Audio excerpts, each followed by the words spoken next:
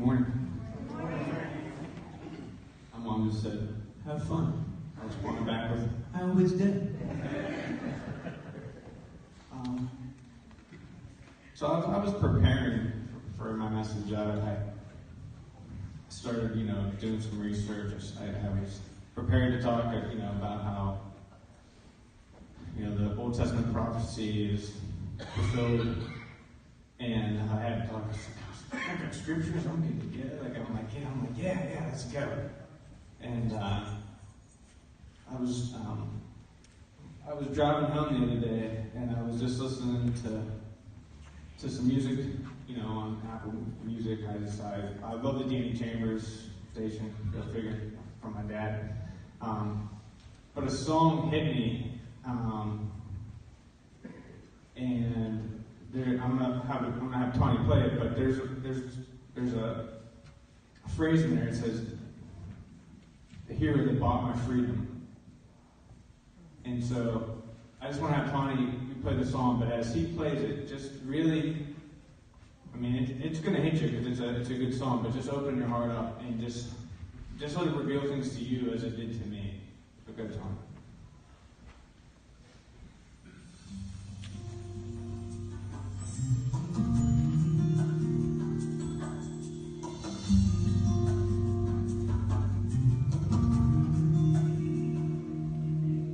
Jesus, you're the one that I adore.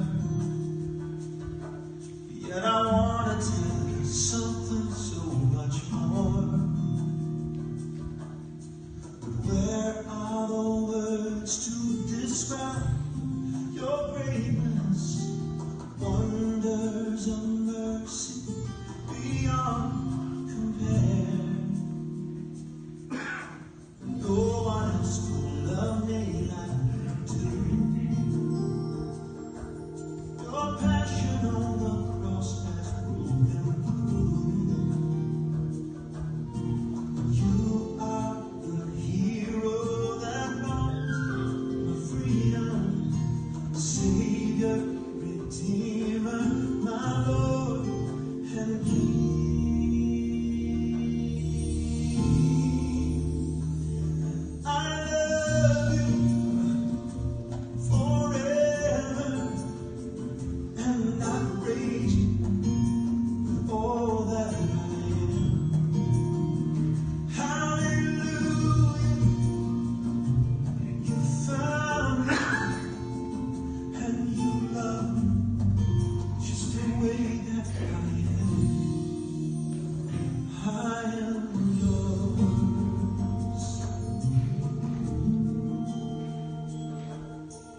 Broken are the chains that we bound.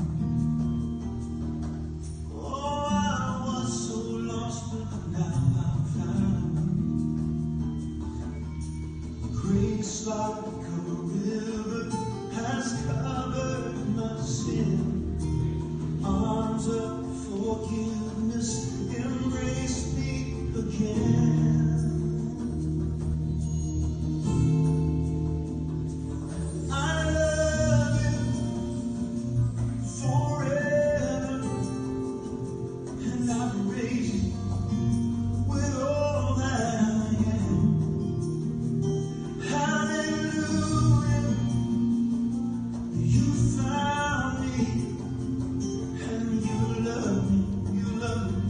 Just the way that I am.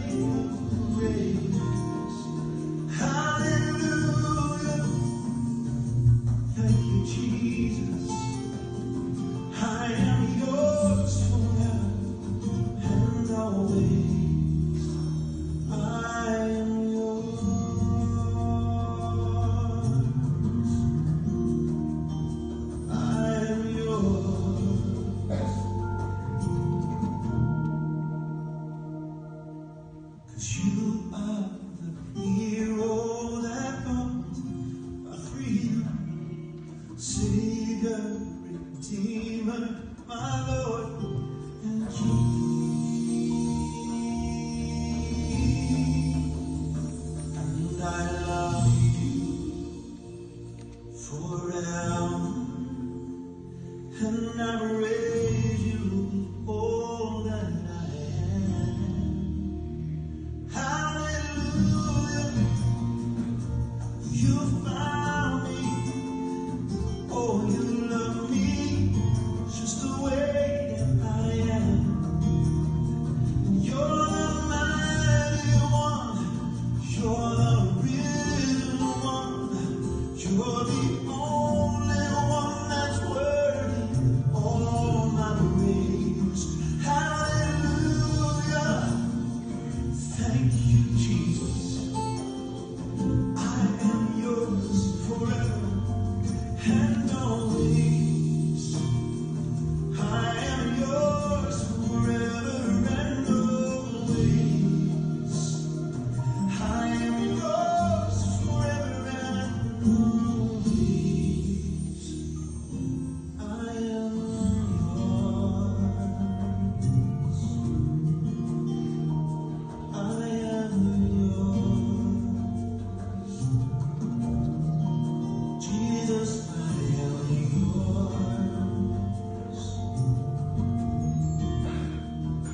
I am yours.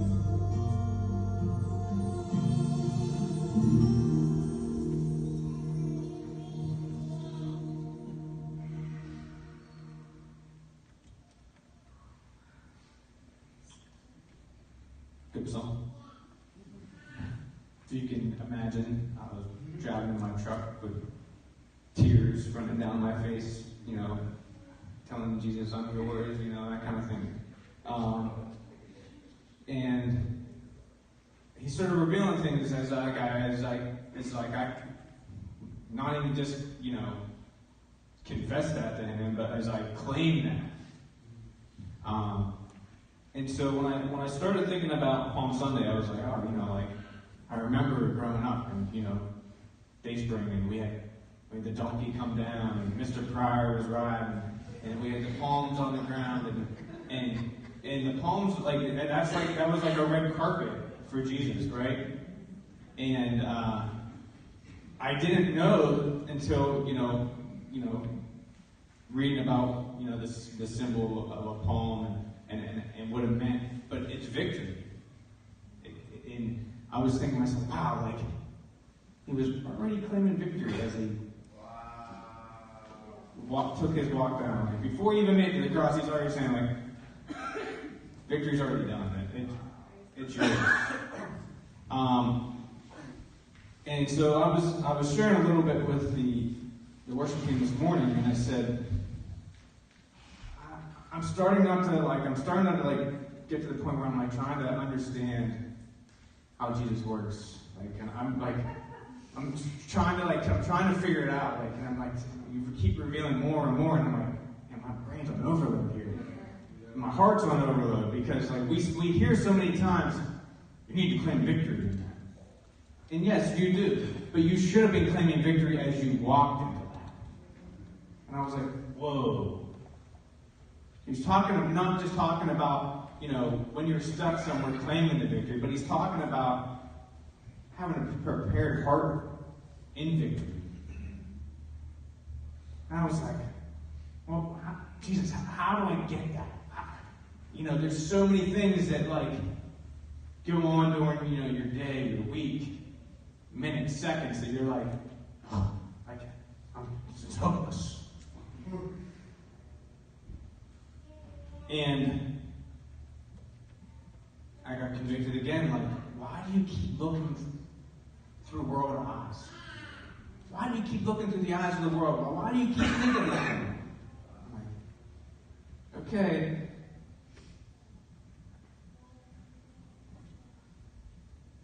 And so he took me on this road of commitment and sacrifice. And I was like, okay, let's see where you're going. So usually when he gives me two words, I usually look them up in the dictionary and find out what they mean. So commitment, the state or quality of being dedicated to a cause, an engagement or obligation that restricts freedom of action. So when I think about our commitment with Jesus, he hadn't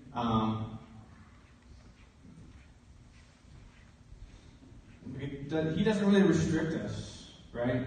He didn't say, well, like, if you do this, I'm not going to love you anymore. See, we have that mindset, as if we do something, he doesn't love us anymore. And so, like, his commitment never falters. His commitment never goes away. It's our eyes. We feel as we're not worthy of that commitment.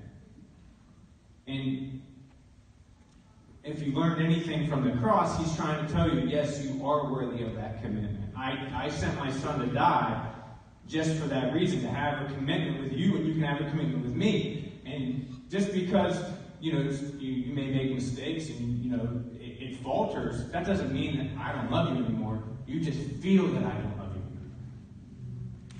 I was like, huh.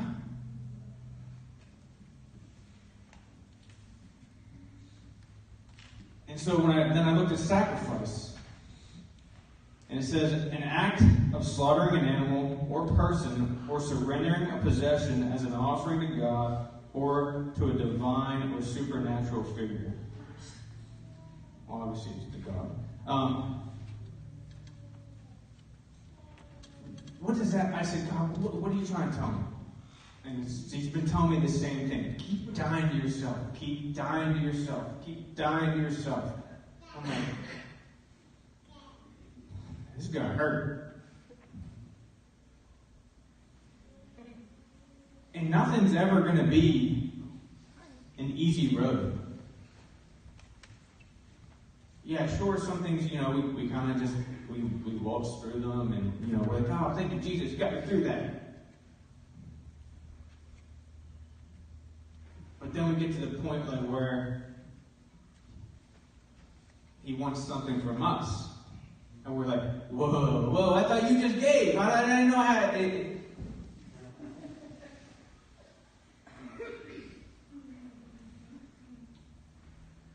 You gave your son, like, what, we want to take.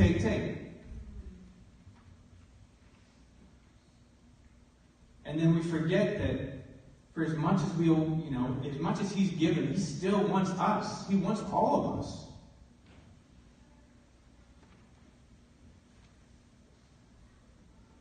And so when I thought about, like, okay, God, what are you trying to tell me? Show me in my life where I need to keep dying. Where do I need to sacrifice? What do I need to do?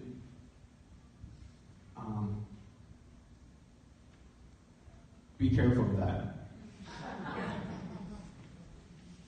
You ask, he will tell you.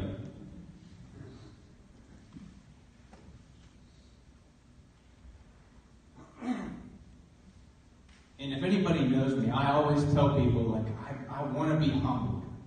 Like, I love to feel like God's, like, I'm receiving, and, like, he's giving me, he's overflowing. But I love to be humbled in the eyes of God. I love when he smacks me down, puts me at my feet, and breaks me down, because as soon as he does that, I know that he's taken everything that has been messed up, I'm struggling with, that, sin, whatever it is, he just beats me down in conviction, and I can release it to him. And then when I raise up, I am way better than when I got to that place. And so when you think about victory, where are times where you think that, like, you should have been walking in it beforehand? We forget that he's supernatural, and we still deal with flesh every day. So when he talks about victory, that's not the worldly view of victory. And so if you have a prepared heart as the world would have it, you won't understand victory in God's eyes.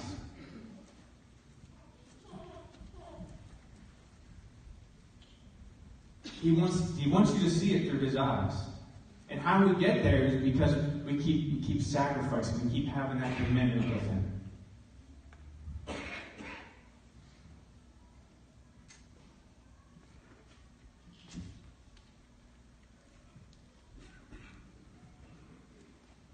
I have palms up here, some palm leaves here. And what I'm going to do before we close is, I guess I'll challenge you, I'll give you the opportunity to come grab a palm. And hold that like that's your victory. Walk in victory with your palm as Jesus did, walking down. And when I think about how that worked out, I was like, whoa, my God, like, you're literally rolling out your red carpet for my victory.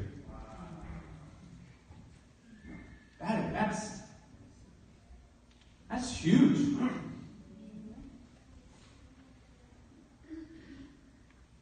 But it takes sacrifice.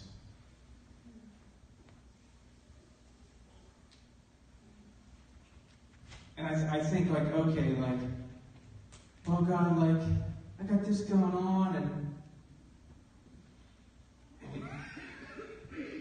I was just telling him, like, oh, my schedule, and this and that, and he goes, like, did I put you on earth for your schedule?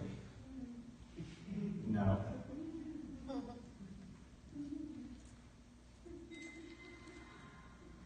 And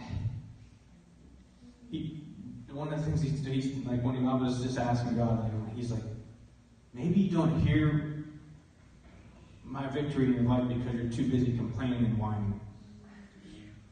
And I was like, ouch. Yeah.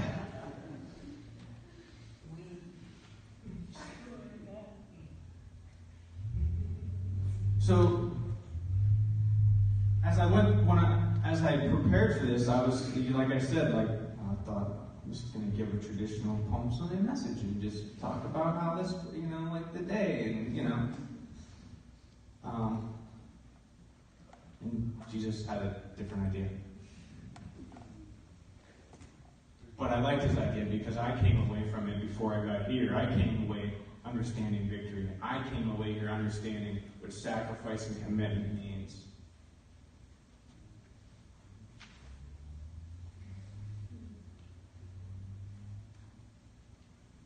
And then, as I was just going through, I was thinking, I was just saying the name of Jesus. And I was like, my dad loved acronyms.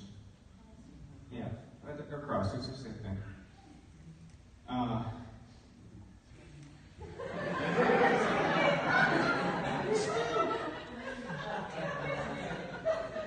Okay, well, I'm not. They're similar. All right. So,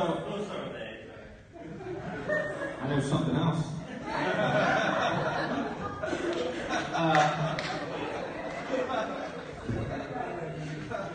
I'm just kidding. I do love my brothers. My brothers are the greatest. Look at them.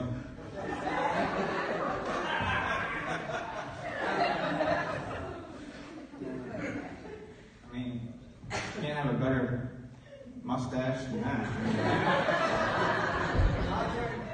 You got a nice goatee. It's looking good. Yeah. What else? You might be one of the funniest people. Well, you probably are the funniest person. Besides my wife, sorry. Pretty freaking funny. Thank you. All right, so when I looked up, let's see, acrostic. Is that acronym?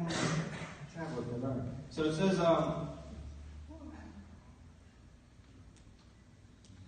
just exactly suits us sinners. My favorite one is just eating sins for your souls.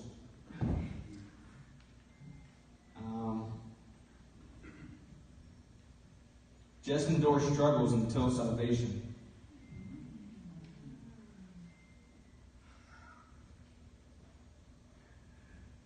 And so that one kind of hit me because I'm like, oh, like, nobody wants to talk about the struggles. Yeah. We want to talk about moving up and God's going to bless us with this, but like, you so rarely hear you're going to have struggles. You're going to have struggles.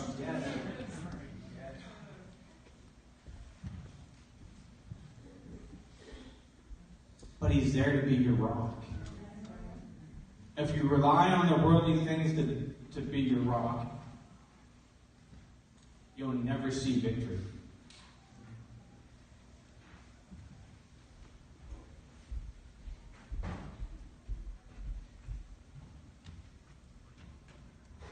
Think about that. If you rely on the world's eyes, you'll never see victory.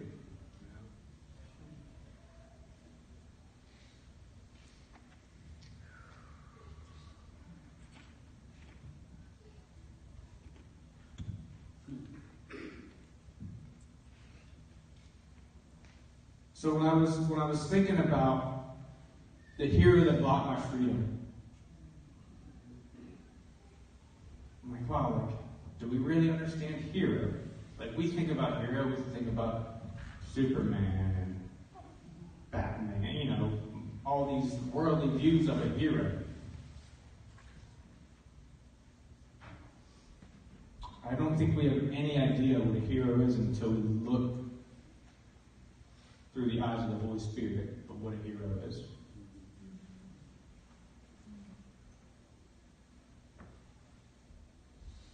And to hear, like, he bought my freedom. No money in the world could buy what he did for you. No earthly possession can give what he's given to us. But yet we treat it like it.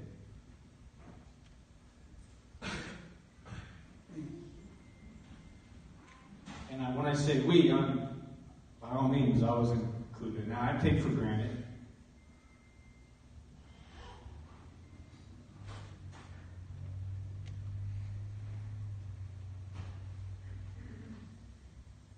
And, you know, I come from a pastor's family. Like, I grew up in this. I understand it.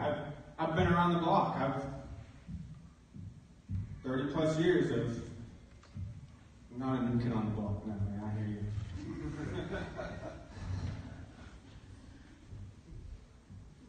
But still, I still have to get to the points in times where I'm like, man, I need to see it through God's eyes. I need to get it right.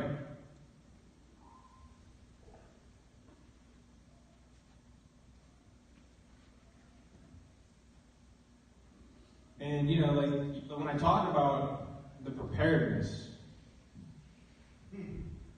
like, there's certain times where, you know, you think that, like, oh yeah, I'm good, or, you know, like, until something happens, and then, like, you're like, oh, now I'm shook.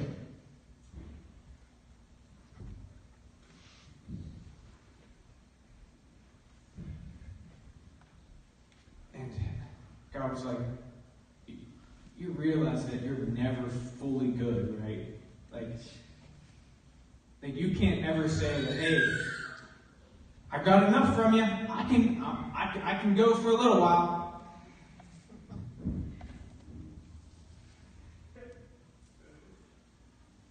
Because God's doing something new every day in your life.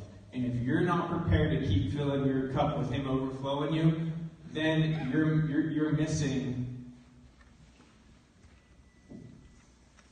the preparedness of your heart.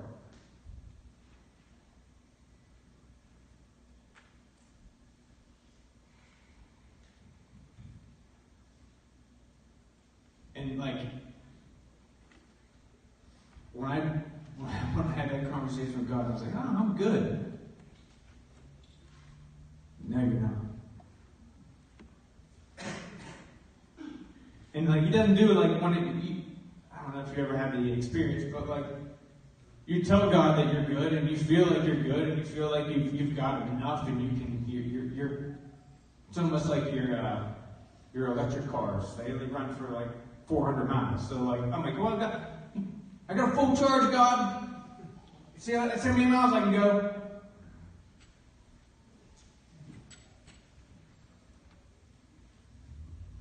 And he doesn't tell you that you're going to run out beforehand. Like, because you can't hear. He probably is like, hey, like, you should probably, keep coming back. Keep charging him. Keep charging him. Keep charging him. But we feel like we're already charged enough. So we're yelling, we're charged, we're charged, we're charged, and we can't hear the other side of God saying, you need more, you need more, you need more, you need more, you need more. And then we run into something and we're like, ugh, I'm not charged.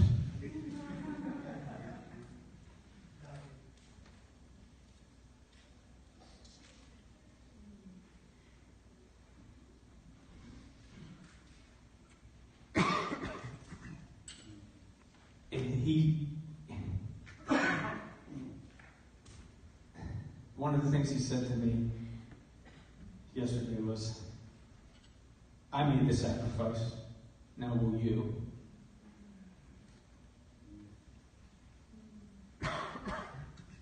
And that hit me really hard, because I was like, oh, like,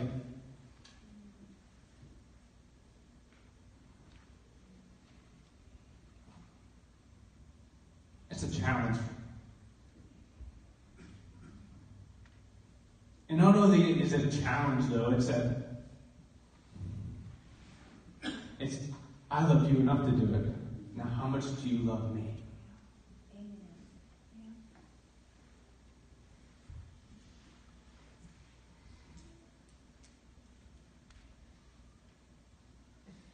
How many know that, like, God talks to you in your own, like, your own context? And that's how, like, that might be my context of how he talks to me. Maybe he talks to you different. But I like somebody to be blunt with me. Tell me what it is.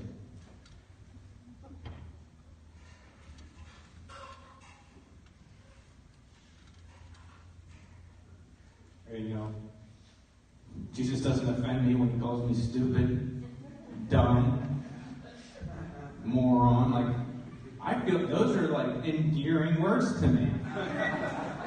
Like, thank you. I'm just saying, like, when I hear this from Jesus, I'm like, all right, like, I know you're talking to me, like.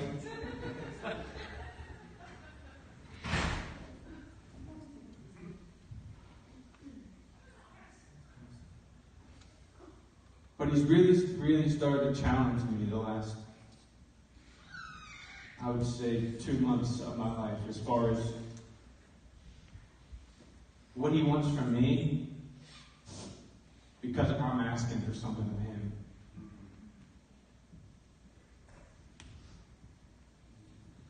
I think about, when we're like, I need more of this. I need to see this happen. I need to see this happen. I need to see, God, you need to move in this situation.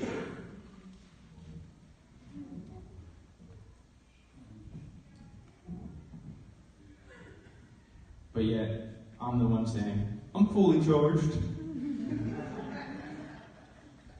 Like a dummy.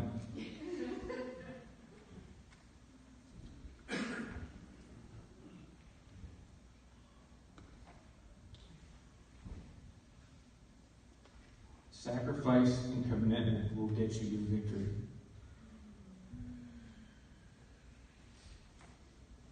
Because when you do that on a daily basis, you're preparing your heart already for victory. You're already walking into situations in victory.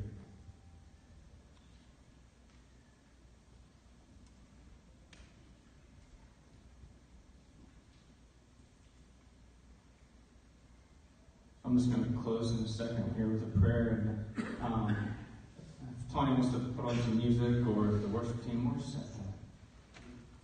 There you go. What was that song that new one with ears to? Oh. And I want to hear like some I want drums, like loud drums. When we were listening to that song today, I was just like. I'm hearing it,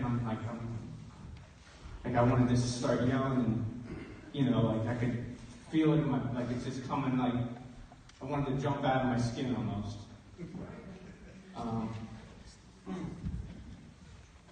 But as we do that, like I said, there's palms up here. I want you to, if you feel that you want to take a palm and you want to hold that as a symbol for your victory, and you want to start claiming that, and you want to walk in your victory, they're there. So if you just bow your heads. Dear Heavenly Father, I thank you for your Son. I thank you for sending Jesus. I thank you for the sacrifice that you made for us, so that we could walk in victory in every situation that comes at our feet.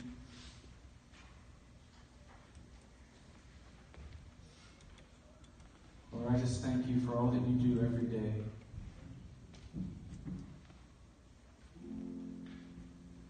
Thankful how awesome you are that you desire to have that commitment with us, that relationship with us. And Lord, I'm just blessed to be able to call you Dad.